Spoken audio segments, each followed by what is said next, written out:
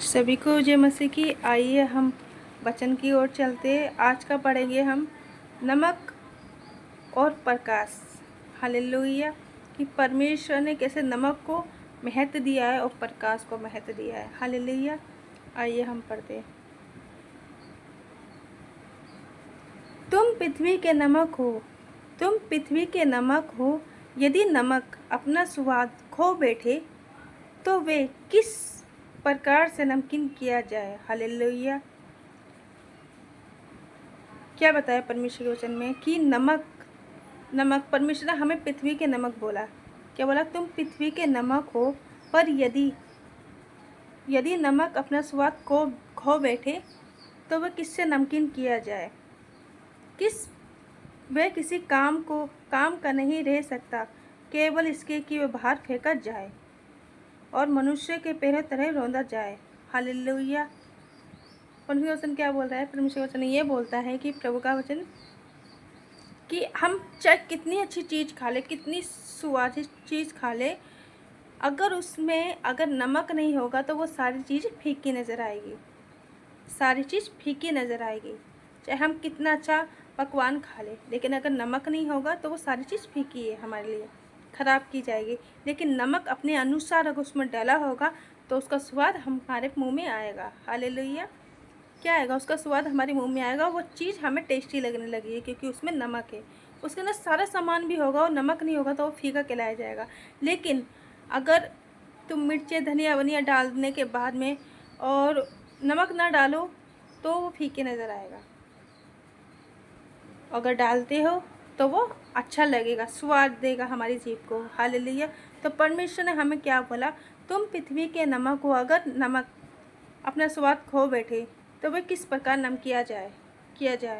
वह किसी काम का नहीं रह सकता। सच में नमक फिर किसी काम का नहीं रह सकता। वैसे अगर हम परमेश्वर के वचनों पर चलते हैं और भटक जाते हैं तो फिर क्या होता है? हम भटक जाते हैं, लेकिन प्रभु का वचन क्या बोलता है कि नहीं, तुम पृथ्वी के नमक हो। यदि नमक अपना स्वाद खो बैठे तो वह किस प्रकार से नमकीन किया जाए कि वह किसी काम का नहीं रह सकता, केवल कि उसको फेंक दिया जाए, मनुष्य के पैरों तरह रौंदा जाए। तुम जगत की ज्योति है। प्रभु ने हमें यहाँ क्या बताया कि तुम जगत की ज्योति हो। हालेलुया। पर्वत पर बसा हुआ नगर छुप नहीं सकता। जो जगत की ज्योति होती है, चाहे वो कितने ही अंधकार में पर्वत का नगर हो, लेकिन वो छुप नहीं सकता क्योंकि वो ज्योति में प्रकाश किया जाता है। लोग दीपक को जलाकर टोकरी के नीचे नहीं रखते। कोई भी इंसान दीपक को जलाता है तो वो किसी चीज़ के ऊपर रखता है, दीवार के ऊपर रखता है। लेकिन प्रभु का वचन क्या बोलता है कि लोग दीपक को जलाकर टोकरी के नीचे नहीं रखता, परंतु दीवट पर रखते हैं, और वे सब के सब लोगों को प्रकाश देता है। दीपक को जला के हम टोकरी के नीचे नहीं रख सकते, भगोने के नीचे नहीं रख सकते, क्योंकि उससे क्या होगा? प्रकाश दिखेगा नहीं। लेकिन अगर हमें प्रकाश को दिखाना है, हमें रोशनी करनी है अपने घर में, तो क्या करेंगे? हम किसी दीवार के ऊपर रखेंगे या किसी सामान के ऊपर रखेंगे ताकि वो रोशनी पूरे में आ सके।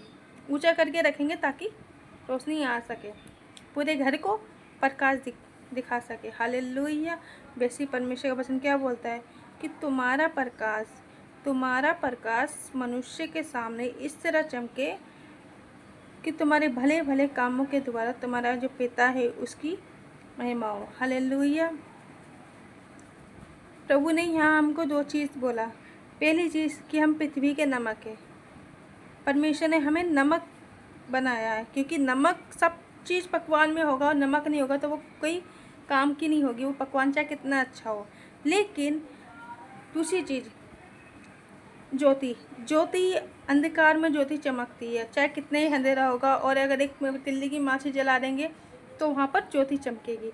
तो परमेश्वर ने हमें एक ज्योति बना के रखा कि चाहे अंधकार में छुपा हुआ होगा, वहाँ भी प्रकाश से तुम अपने आप को चमका सकते हो। हालेलुया। जैसे कि प्रभु का वचन क्या कहता है कि तुम्हारा प्रकाश मनुष्य के सामने इस तरह चमके कि तुम्हारे भले भले कामों के द्वारा तुम्हारा जो पिता है उसकी महिमा, तुम्हारे जो पिता स्वर्ग में उसकी महिमा। जब हम परमेश्वर के भले भले काम करते हैं, परमेश्वर की आज्ञा पर चलते, लोगों की मदद करते हैं, तो क्या होता है? प्रभु इस चीज़ से खुश होता है। और परमेश्वर क्या करता है, परमेश्वर इस सब चीज़ों को देखता है जब हम लोगों की मदद करते हैं, या परमेश्वर की आज्ञा का पालन करते, या परमेश्वर की महिमा करते, या शुभ समाचार सुनाते, लोगों को प्रभु के बारे में बताते, या अपनी गवाहियाँ शेयर करते हैं, तो क्या होता है, परमेश्वर खुश होता है और परमेश्वर की उपस्थिति हमारे संग साथ होती है। तो परमेश्वर वचन क्या बोलता है, तुम्हारा प्रकाश मनुष्य के सामने इस तरह चमके कि तुम्हारे भले भले कामों के द्वारा तुम्हारा जो पिता है स्वर्ग में उसकी महिमा हो। तुम्हारा जो पिता है स्वर्ग में उसकी महिमा हो। प्रभु यीशु मसीह इस वचन के अनुसार आपको 30 नहीं 60 नहीं 100 गुना आशीष है। God bless you. आमीन।